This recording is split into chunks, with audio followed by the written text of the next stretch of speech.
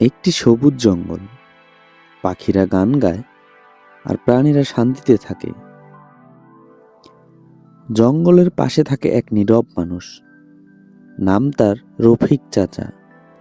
ছোট্ট খরগোশ টুনি খুব বুদ্ধিমান, হাতে মিঠু, শক্তিশালী কিন্তু শান্ত। সবচেয়ে ভয়ঙ্কর হলো বাঘ কালু।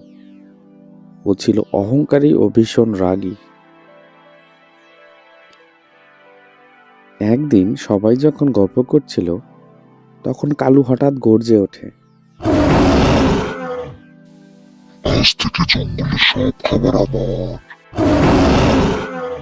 বাঘের গর্জন শুনে সব প্রাণী ভয়ে কাঁপতে থাকে। সবাই যখন চুপ, তখন টুনি মনে মনে ভাবে, এর সঙ্গে শক্তি দিয়ে নয়, বুদ্ধি দিয়ে পারতে হবে। টুনি কালুকে বলে, জঙ্গলে তোমার থেকেও শক্তিশালী এক বাঘ এসেছে। কালু অবাক হয়ে বলে, কে সে? টুনি কালুকে নদীর ধারে নিয়ে যায়। পানিতে কালু নিজের প্রতিবিম্ব দেখে। টুনি তখন বলে, ওইটাই সেই দানব। রাগে কালে নদীতে লাফ দেয়। কালু বেঁচে যায়, লজ্জায় মাথা নিচু করে।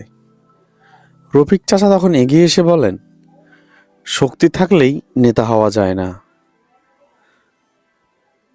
কালু তখন ক্ষমা চায়। সবাই আবার শান্তিতে থাকে, জঙ্গলে ফিরে পায় হাসি। বুদ্ধি শক্তির চেয়েও বড়, আর অহংকার হলো পতনের কারণ।